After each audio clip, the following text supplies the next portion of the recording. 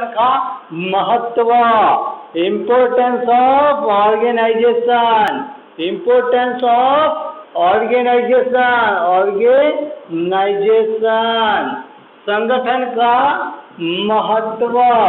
मैंने आपको मैनेजमेंट में पहले 7 ऐसी इम्पोर्टेंस बताई थी, अगर उनको याद कर लिया तो आप कहीं पे भी कोई भी क्वेश्चन आए वहाँ पे वो 7 इम्पोर्टेंस आप हूबहू लिख सकते हो। उसके अलावा जो एडिशनल इम्पोर्टेंस है ऑर्गेनाइजेशन की, जो मोस्ट है, मैं वो बता रहा हूँ। संगठन का महत्व, तो संगठन का महत्व, इम्पोर्टेंस ऑफ ऑर्गेनाइजेशन, संगठन का महत्व।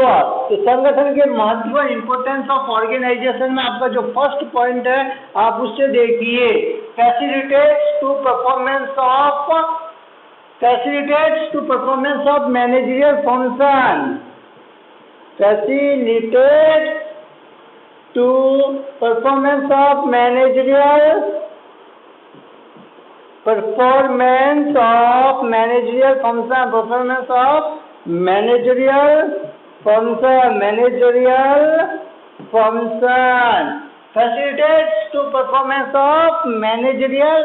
फंक्शन, प्रबंधकीय कार्य के निष्पादन में सहायता, इसे कहते हैं परफॉर्मेंस ऑफ मैनेजरियल फंक्शन, प्रबंधकीय कार्य के निष्पादन में सहायता, प्रबंधकीय कार्य के निष्पादन में सहायता, प्रबंधकीय कार्य के निष्पादन में सहायता, facilitates to performance of managerial function, organisation, संगठन प्रबंध का एक कार्य है, organisation is the function of management and it helps in performing of other managerial function like planning, decision making, directing, motivation। आया समझ में? प्रबंधकीय कार्य के निष्पादन में सहायता, ऑर्गेनाइजेशन, संगठन प्रबंध का एक कार्य है, organisation is a managerial function, और यह अन्य प्रबंधकीय कार्य, और यह अन्य प्रबंधकीय कार्य जैसे नियोजन, निर्देशन, नियंत्रण, समन्वय, नियोजन, निर्देशन, नियंत्रण, अभिप्रेरण में सहायता करता, अभिप्रेरण के निष्पादन में सहायता करता है। क्या लिखोगे? अभिप्रेरण के निष्पादन में सहायता करता है। Organization is the function of management, but and it helps in performance of other managerial functions like planning, control, motivation, direction and etc. other। आप ये देख लो, एक डायग्राम बना दो, ये होता planning, motivation, directing,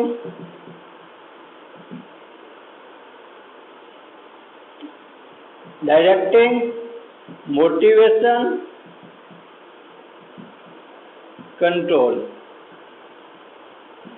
planning, directing, motivation, control, बाहर ऐसे लिख दो ऑर्गेनाइजेशन, बाहर ऐसे करके लिख दो ऑर्गेनाइजेशन।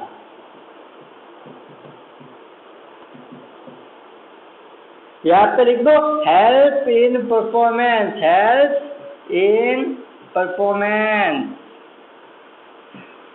ऑर्गेनाइजेशन, संगठन प्रबंध के अन्य कार्यों के निष्पादन में हेल्प करता है, मदद करता है।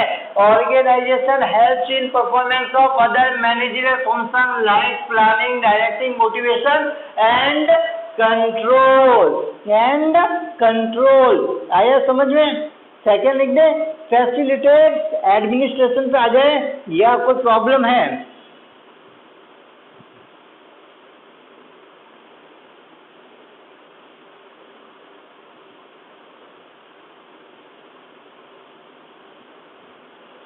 आया समझ में? कोई प्रॉब्लम नहीं है। एक बार देख लिया, डायग्राम बना दिया, डायग्राम बना लेने के बाद हम अगले पॉइंट पे चलते हैं। फैसिलिटेट एडमिनिस्ट्रेशन प्रशासन में सहायता, फैसिलिटेट एडमिनिस्ट्रेशन प्रशासन में सहायता, प्रशासन में सहायक, फैसिलिटेट एडमिनिस्ट्रेशन प्रशासन में सहायक।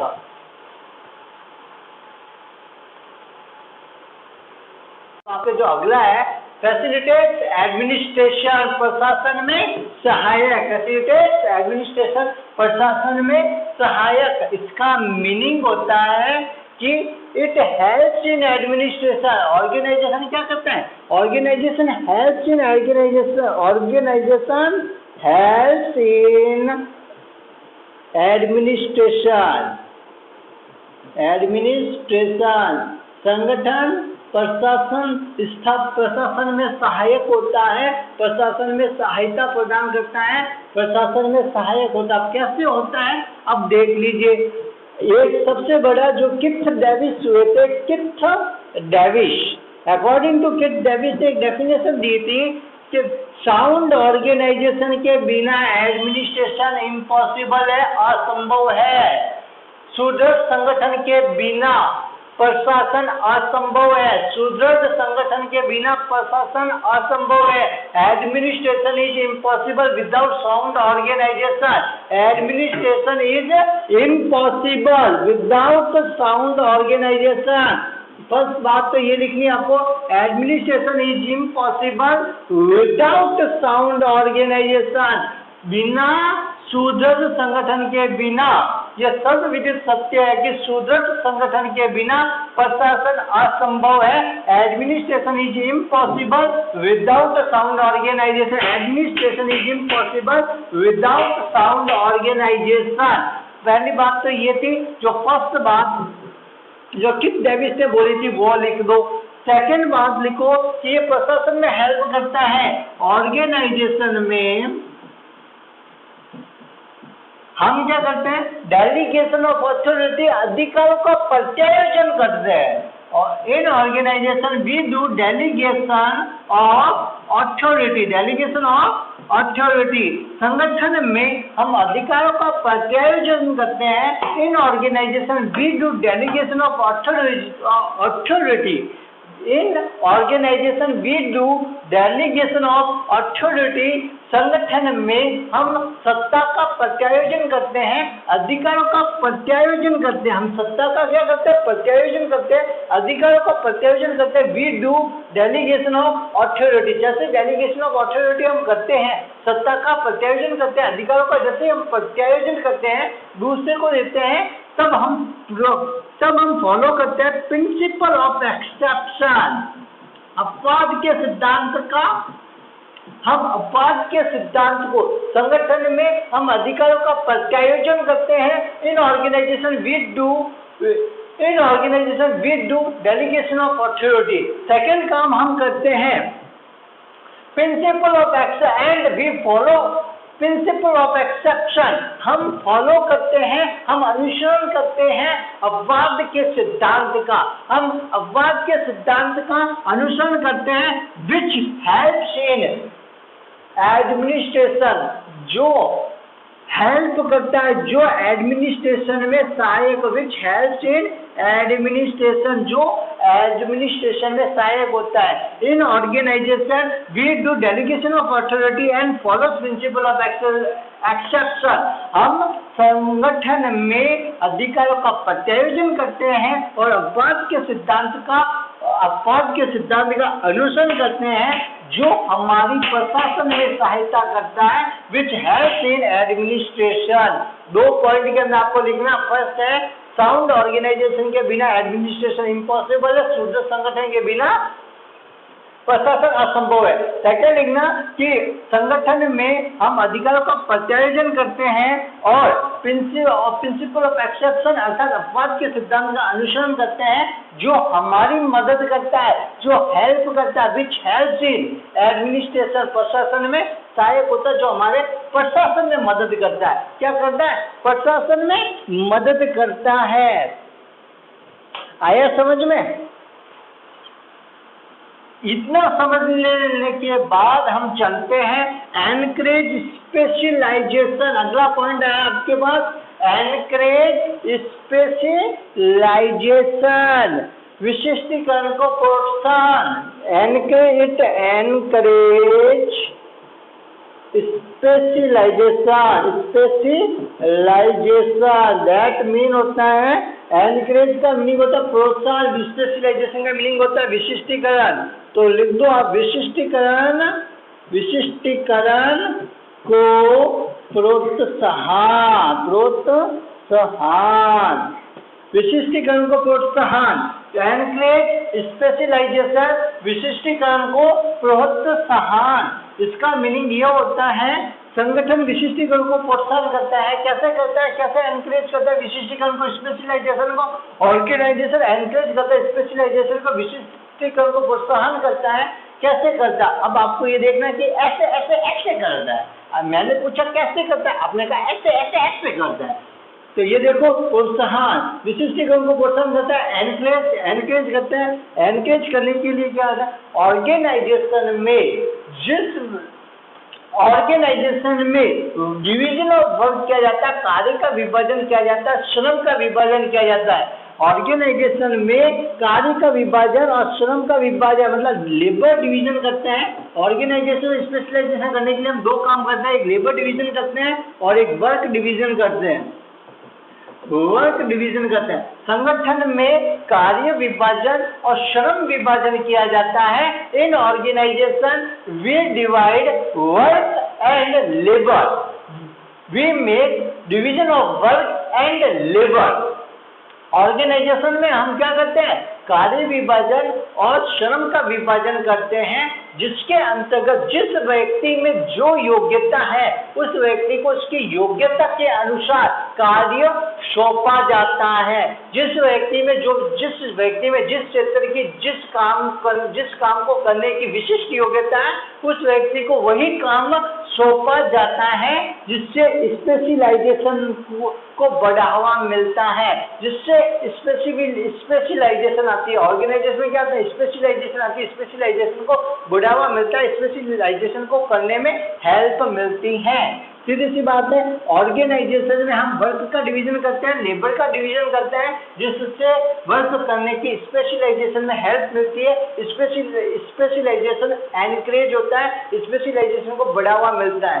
संगठन में विशिष्टीकरण हम क्या करते हैं, ऑर्गेनाइजेशन में हम काम का विभाजन करते हैं, कार्य का विभाजन करते हैं, श्रम का विभाजन करते हैं। इनका विभाजन कर लेने के परिणाम स्वरूप इनका विभाजन कर लेते हैं, इनका विभाजन कर लेने के पश्चात जिस व्यक्ति में जो योग्यता है, जिस पर्सन में जो क्वालिटी है, जो एक्सपीरियंस है, उसकी क्वालिटी उसके एक्सपीरियंस के अकॉर्डिंग उसको वर्क दिया जाता है, जिससे डिवीजन ऑफ वर्क होता है, उसके काम करने की स्पेशलिटी ये बढ़ती है।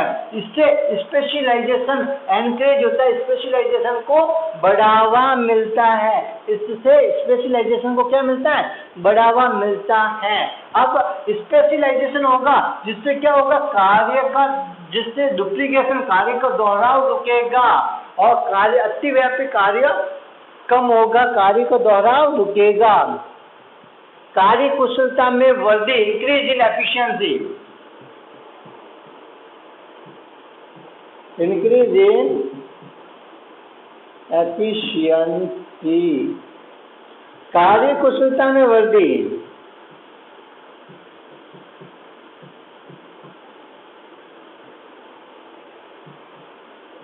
यहाँ पे क्या होता है, कार्य कुशलता में वृद्धि, इंक्रीज इन एफिशिएंसी, कार्य कुशलता वृद्धि। ये कर्मचारियों की कार्य कुशलता में वृद्धि करने का काम करता है।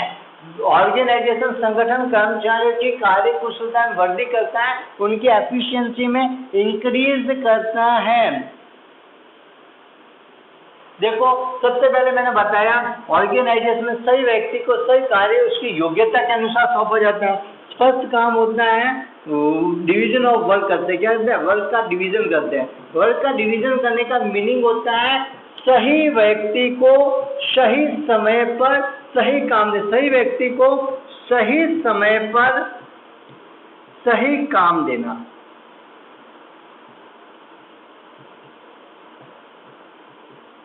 डिवीजन ऑफ वर्क का मीनिंग होता है सही व्यक्ति को सही समय पर सही कार्य सौंपना। देखो, राइट पर्सन को राइट टाइम पर राइट वर्क प्रोवाइड करना, providing of right work at right time at right person, that is known as division of work. काम को सौंपना, सही व्यक्ति को राइट पर्सन को राइट टाइम पर राइट वर्क प्रोवाइड करना, सही व्यक्ति को सही समय पर सही काम देना, जिससे उसे पता होगा, जिससे उस व्यक्ति को क्या होगा, क्लियर होगा, जो स्पष्ट होगा, जिससे उस व्यक्ति को पता होगा उसे क्या काम करना है, कैसे काम करना है और किस लिए काम करना है और किस ऑब्जेक्ट को अचीव करना है, किस गोल को अचीव करने के लिए काम करना है। दूसरा, उसको ऑब्जेक्ट क्लियर होना चाहिए, जिससे उस व्यक्ति को ये क्लियर होगा कि what he do, how he do और किस तरीके से काम करना है और किस ऑब्जेक्ट के लिए काम करना है। ये सब बातें उसे स्पष्ट होगी, जिससे आपका क्या होगा, duplication of work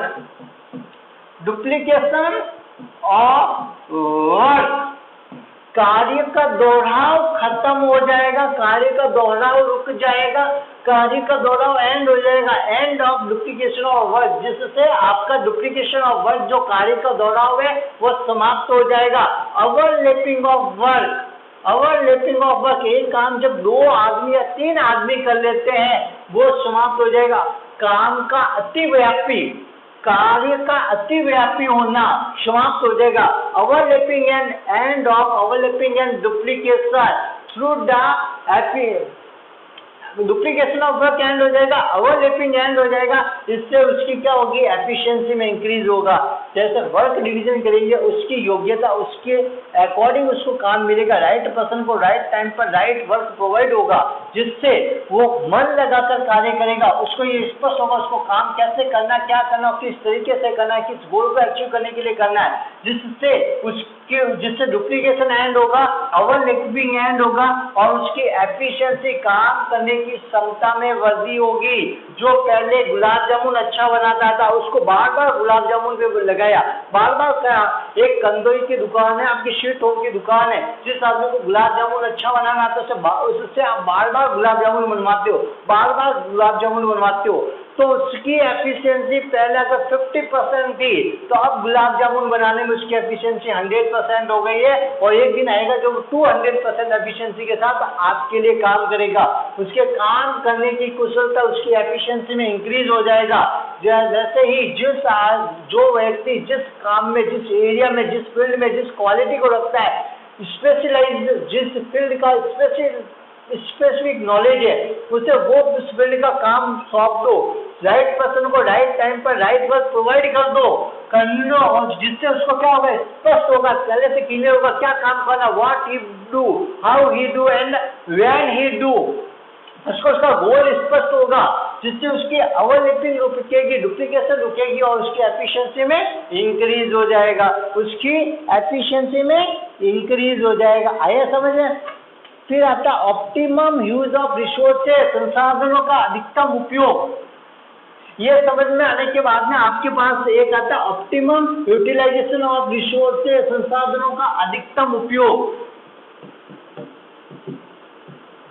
optimum utilisation of resource, संसाधनों का अधिकतम उपयोग।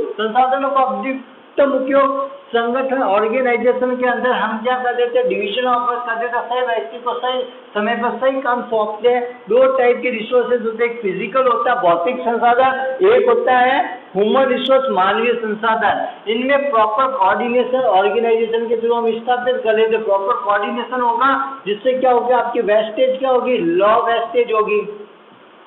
लॉ वेस्टेज से आपकी प्रोडक्टिविटी बढ़ेगी और प्रोडक्टिविटी बढ़ने से के साथ साथ हम संसाधनों का अधिकतम उपयोग कर पाएंगे। अगर हमारे पास प्रॉपर साउंड ऑर्गेनाइजेशन अवेलेबल नहीं होता, प्रॉपर सुदृढ़ संगठन अगर हमारे पास उपस्थित नहीं होता है, एक सुदृढ़ संगठन उपस्थित नहीं होता है, तो हम इन दोनों में परस्पर समन्वय स्थापित नहीं कर पाएंगे। सुदृढ़ संगठन के अभाव में भौतिक संसाधन और मानवीय संसाधन, फिजिकल रिसोर्स और ह्यूमन रिसोर्स के बीच में प्रॉपर कोऑर्डिनेशन, प्रॉपर समन्वय स्थापित नहीं कर पाते। समन्वय स्थापित नहीं कर पाने के कारण हमारे संसाधनों का अधिकतम उपयोग नहीं हो पाता है।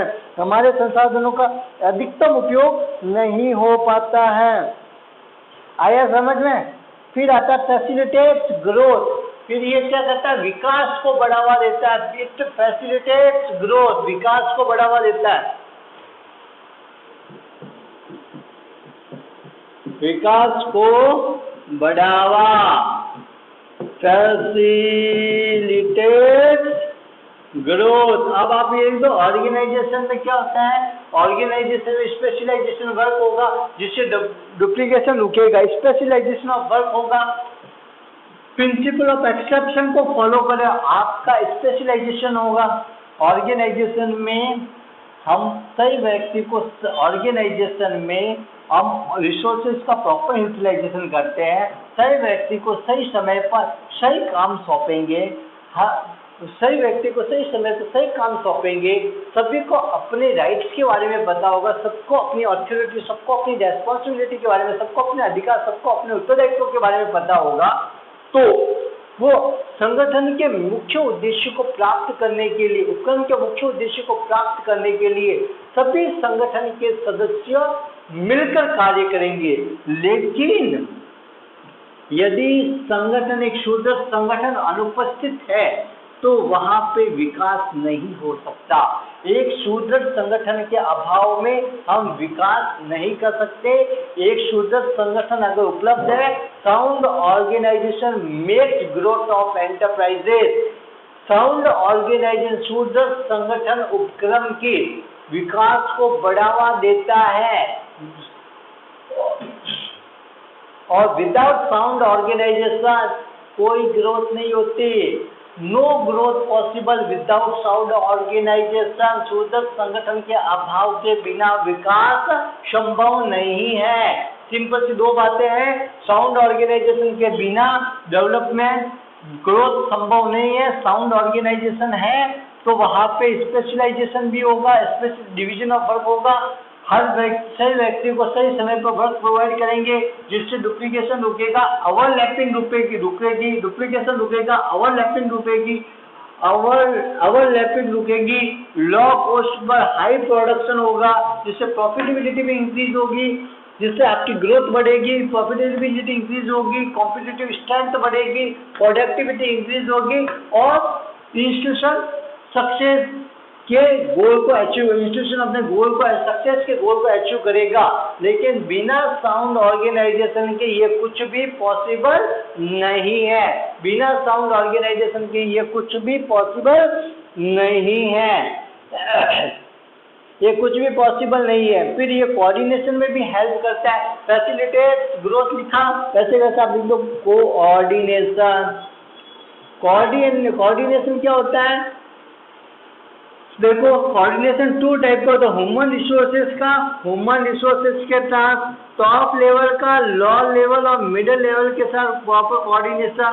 एक होता है ह्यूमन रिसोर्सेज का, फिजिकल रिसोर्सेज के साथ, भौतिक संसाधन का, मानव संसाधन के साथ कोऑर्डिनेशन। सीधी सी बात लिखना, ऑर्गेनाइजेशन सुदृढ़ संगठन व्यक्तियों का समूह होता है। व्यक्ति एक दूसरे के साथ काम करते हैं जिससे एक दूसरे के साथ संबंधों में जुड़े हुए रहते हैं, जो एक दूसरे की हेल्प करते हैं। संगठन जो एक दूसरे के साथ जुड़े रहते हैं, ये प्रॉपर कोऑर्डिनेशन में इस प्रकार से हेल्प करता है। ये प्रॉपर कोऑर्डिनेशन में हेल्प करता है। क्या करता है? कोऑर्डिनेशन में हेल्प करता है। कैसे करता है? विभिन्न विभाग, विभिन्न सेक्शन और सदस्यों के मध्य में समन्वय स्थापित करने में सहायक होता है। ऑर्गेनाइजेशन होता क्या है? ये होता है, ये ऑर्गेनाइजेशन का एक डायग्राम बना दो। देखो,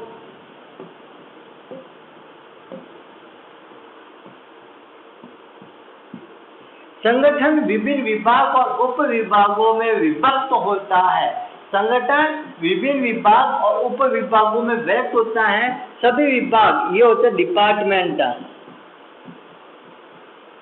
विभाग ये होता है सब डिपार्टमेंट। संगठन ये होता है ऑर्गेनाइजेशन, ऑर्गेनाइजेशन संगठन विभिन्न विभाग और उप विभागों में विभक्त होता है। विभिन्न स्तर पर विभिन्न तरह के विभिन्न मानसिकता वाले व्यक्ति काम करते हैं। अतः संगठन क्या करता है, इन सब में समन्वय के माध्यम से इन सब में समन्वय स्थापित करता है और समन्वय स्थापित करके उपक्रम के उद्देश्य को प्राप्त करने में सहायता करता है। अगर प्रॉपर समन्वय स्थापित नहीं होगा, कोऑर्डिनेशन नहीं होगा, तो संघर्ष की स्थिति उत्पन्न हो सकती है। सीधी सी बात है, समन्वय नहीं होगा तो संघर्ष की स्थिति उत्पन्न हो सकती है। फिर आता है फैसिलिटेट टू डेलीगेशन, अधिकारों का प्रत्यायोजन करना। संगठन में उच्च अधिकारियों, देखो संगठन में प्रत्येक स्थिति पर खूब अनेक व्यक्ति कार्य करते हैं। प्रत्येक व्यक्ति के पास कुछ सत्ता अधिकार दिए जाते हैं। उन अधिकारों को अकॉर्डिंग उनको उत्तरदायित्व दिया जाता है। किस व्यक्ति को कौन सा व्यक्ति आदेश दे सकता है और किस व्यक्ति को किस व्यक्ति से आदेश लेना है और किनको फॉलो करना है, ये सारी स्थिति पहले से डिसाइड होती है, जिससे हम हमारे संगठन के उद्देश्य को प्राप्त करने में उपक्रम के उद्देश्य को प्राप्त करने में सफल हो पाते हैं। अगर हम अधिकारों का प्रत्यायोजन नहीं कर पाए, अधिकारों का प्रत्यायोजन एक सुदृढ़ संगठन के बिना संभव नहीं है। अगर सुदृढ़ संगठन नहीं है तो अधिकारों का प्रत्यायोजन, डेलीगेशन ऑफ अथॉरिटी आप नहीं कर पाओगे। डेलीगेशन ऑफ अथॉरिटी सुदृढ़ ऑर्गेनाइजेशन के बिना संभव नहीं है। ऑर्गेनाइजेशन में प्रत्येक लेवल पर सीधी सी बात है संभव नहीं है। अब आता है एक और इम्पोर्टेंस है, मनोबल में वृद्धि, contribute moral, it contributes moral, मनोबल में वृद्धि। देखो कंट्रीब्यूट छोटे छोटे पॉइंट से कंट्रीब्यूट मॉरल, मॉरल का मीनिंग होता है मनोबल में वृद्धि, मनोबल में वृद्धि। संगठन में देखो संगठन में प्रत्येक स्तर पर अनेक व्यक्ति काम करते हैं। इन व्यक्तियों को उनकी योग्यता, उनकी रुचि के अनुसार विशिष्टीकरण के परिणाम, संगठन में विशिष्टीकरण को अपनाया जाता है। विशिष्टीकरण के परिणाम से प्रत्येक व्यक्ति को उनकी योग्यता, उनकी रुचि के अनुसार कार्य सौंपा जाता है, जिससे प्रत्येक व्यक्ति मन लगाकर कार्य करता है और उनके मनोबल में स्वतः ही वृद्धि हो जाती है। जिस काम को करने में उनकी कार्य कुशलता, उनकी एफिशिएंसी में वृद्धि होती है, इससे उनके मनोबल में स्वतः वृद्धि हो जाती है, उनके मॉरल में वृद्धि हो जाती है, इंक्रीज इन मॉरल हो जाता है, उनका कंट्रीब्यूशन मॉरल। ऑर्गेनाइजेशन में अलग अलग लेवल पर अलग अलग पर्सन कार्य करते हैं, वर्क करते हैं। ऑर्गेनाइजेशन स्पेशलाइजेशन को अडॉप्ट करता है, स्पेशलाइजेशन को अडॉप्ट करता है, जिसके अंदर राइट पर्सन को राइट टाइम पर राइट वर्क प्रोवाइड किया जाता है अकॉर्डिंग टू उसके इंटरेस्ट एंड क्वालिफिकेशन, उसके इंटरेस्ट और क्वालिफिकेशन के according right person right time पर राइट वर्क प्रोवाइड करते हैं स्पेशलाइजेशन के थ्रू, जिससे व्यक्ति मन लगाकर कार्य करता है, उसकी एफिशिएंसी इंक्रीज होती है। वो मन लगाकर कार्य करता है, उसकी एफिशिएंसी इंक्रीज होती है, जिससे उसके मॉरल में, उसके मनोबल में वृद्धि होती है। एक क्वेश्चन आपने एक बार किया, याद हुआ, थोड़ा कच्चा है थोड़ा पक्का, दूसरी बार किया थोड़ा कच्चा थोड़ा पक्का, तीसरी बार याद किया थोड़ा कच्चा थोड़ा पक्का, फोर्थ टाइम में आपकी स्टेबिलिटी बढ़ेगी, फिफ्थ टाइम में आपकी एफिशिएंसी बढ़ेगी, सिक्स टाइम में और अच्छा होगा, सेवंथ टाइम में और अच्छा होगा। अब 10th टाइम में आपकी उसमें मास्टरी हो जाएगी। जब मास्टरी होगी तो मॉरल होगा, मॉरल इंक्रीज होगा। जब मॉरल इंक्रीज होगा, जहाँ कहीं पे भी आपसे वो क्वेश्चन सामने आया, जहाँ कहीं पे भी किसी ने आपसे क्वेश्चन पूछा, सबसे पहले हाथ ऊपर, मैं बताऊँ सर। ये कब होगा? जब आपका मॉरल इंक्रीज हो। जब मॉरल इंक्रीज नहीं होता, फर्स्ट टाइम में आपको किसी ने पूछ लिया, अटक के बोल दो, मॉरल डिक्रीज, आप कुछ नहीं कर पाओगे।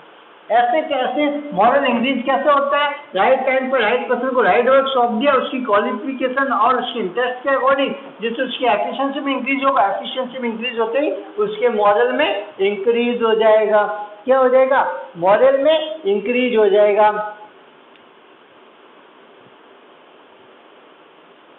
अब आता है, देखो, facilitate communication, facilitate communication, communication संप्रेषण में सहायक, क्या संप्रेषण में सहायक, ये लिख दो फैसिलिटेट कम्युनिकेशन,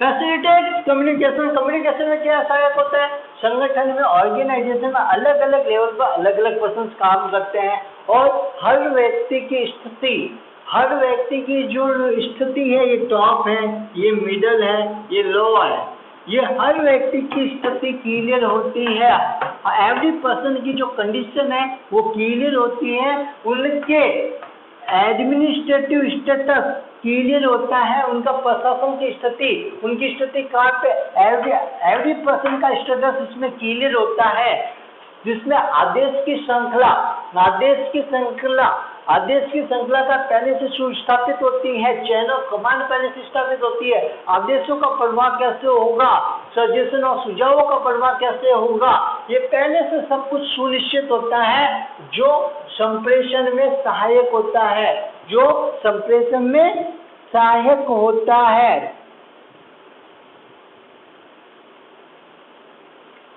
आया समझ में? ऑर्गेनाइजेशन में ऑफिसर और एम्प्लॉयज की कंडीशन, ऑफिसर और एम्प्लॉय का स्टेटस और इनकी कंडीशन पहले से स्पष्ट होती है, इनके बीच में इंफॉर्मेशन का ट्रांजैक्शन होता है, आदान प्रदान होता है, ट्रांसफर ऑफ इंफॉर्मेशन होती है, इनके बीच में सूचनाओं का आदान प्रदान होता है, संगठन में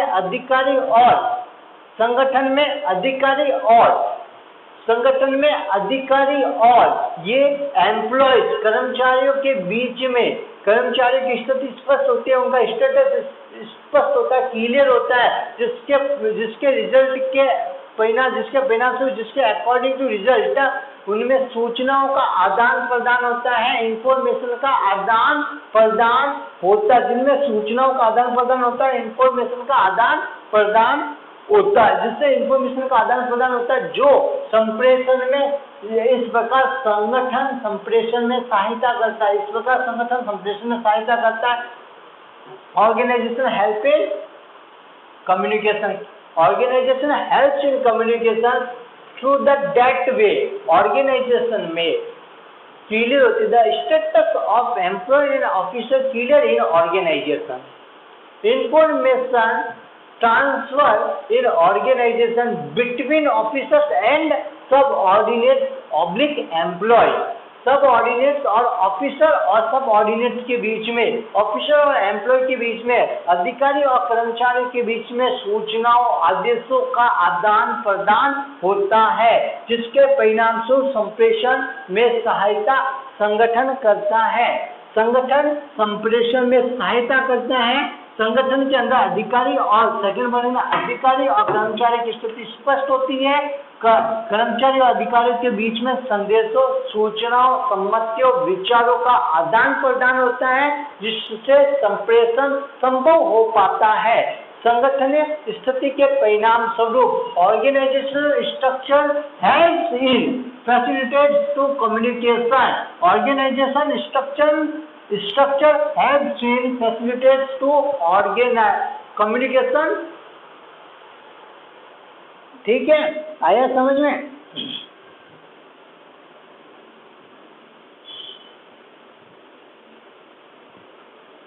अब आता है आपके, ये लिख दो, एडिक्टेड करप्शन, भ्रष्टाचार की समाप्ति, एरेडिकेट करप्शन,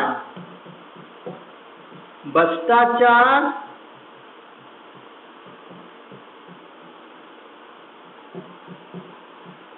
एक अच्छा संगठन भ्रष्टाचार को समाप्त करता है, क्योंकि एक अच्छा संगठन में काम करने वाले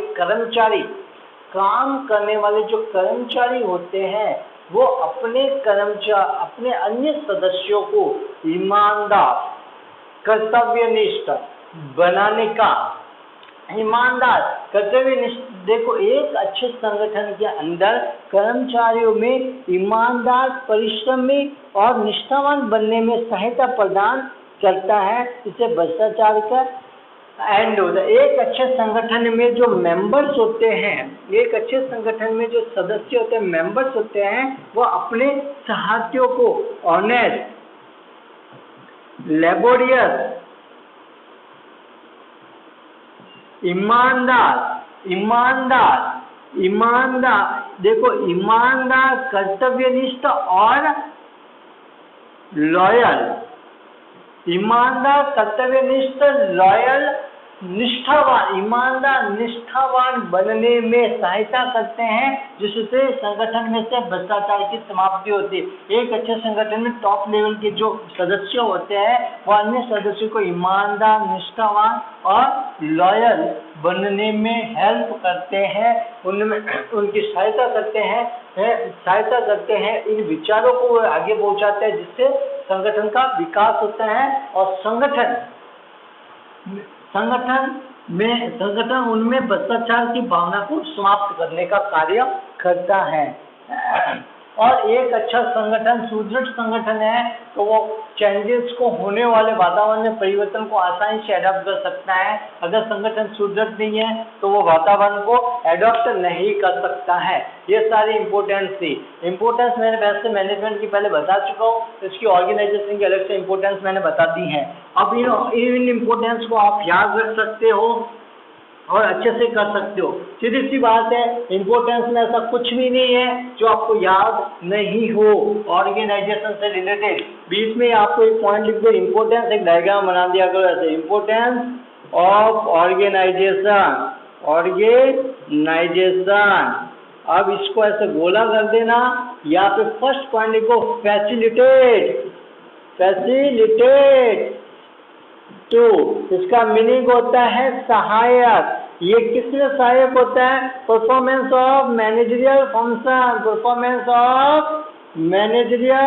फंक्शन। ठीक है, ये मैनेजरियल फंक्शन में तो होता ही है। एडमिनिस्ट्रेशन में कौन होता है? यही होता है। एडमिनिस्ट्रेशन में ये है तो इफेक्टिव कंट्रोल के अंदर भी यही होता है। आप लिखते जाओ। इफेक्टिव कंट्रोल में है तो कोऑर्डिनेशन में कौन है? फैसिलिटेट्स। कोऑर्डिनेशन में भी ऑर्गेनाइजेशन हेल्प करता है। ये हमें क्या करता है? कम्युनिकेशन में भी हेल्प करता है। इतना तो आपके फैसिलिटेट्स में आ जाता है। ये एनकरेज करता है। क्या करता है? एनकरेज करता है स्पेशलाइजेशन को एनकरेज करता है। Facilitates to rapid and random changes. Rapid और रैंडम चेंजेस को एडॉप्ट करने में भी हेल्प करता है। साइको तो रैपिड एंड रैंडम चेंजेस को एडॉप्ट करने में भी हेल्प यही करता है, एनकरेज करता है स्पेशलाइजेशन को एडॉप्ट करने में। ठीक है,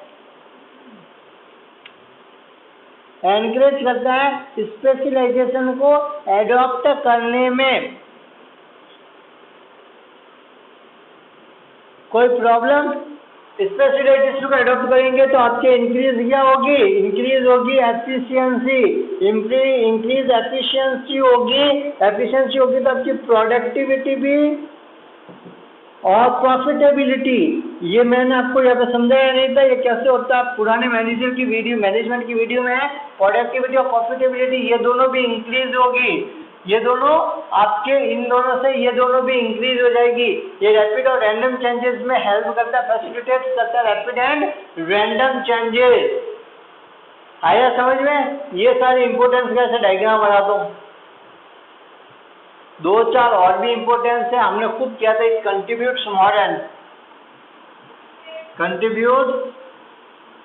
मॉडल, ये मॉरल इंक्रीज करने में हेल्प करता है। ये ऑर्गेनाइजेशन की इम्पोर्टेंस थी जो मैंने आपको बताई, आप पढ़िए। अब हम मिलते हैं अगली नेक्स्ट क्लास में। आप सबसे एक छोटी सी रिक्वेस्ट है कि आप चैनल को शेयर कीजिए, लाइक कीजिए और सब्सक्राइब कीजिए। कोई प्रॉब्लम हो तो कमेंट सेक्शन में डालिए। आपके लिए ये 12 CBSE बोर्ड, RBSE बोर्ड के लिए बहुत इंपॉर्टेंट चैप्टर है। आपके बीकॉम फर्स्ट ईयर के अंदर भी बहुत इंपॉर्टेंट चैप्टर है। तो इन चैप्टर को ध्यान में रखते हुए ये कीजिए, क्योंकि इनमें से आपकी केस स्टडी भी बनती है, इनमें से बहुत सारे इंपॉर्टेंट क्वेश्चंस भी बनते हैं, और मैं इजी वे में इजी फॉर्मूला के बेस पे बता रहा हूँ, और उसके साथ मैं आपको डायग्रामेटिक फॉर्म में बता रहा हूँ, जो आपको दुनिया की किसी किताब में किसी भी जगह पे आपको नहीं बताया गया। तो आपसे इतना सा ही तो निवेदन है कि आप इस चैनल को सब्सक्राइब करें, शेयर करें, लाइक करें, और हम मिलते हैं अगली नेक्स्ट क्लास के अंदर। तब तक के लिए बाय।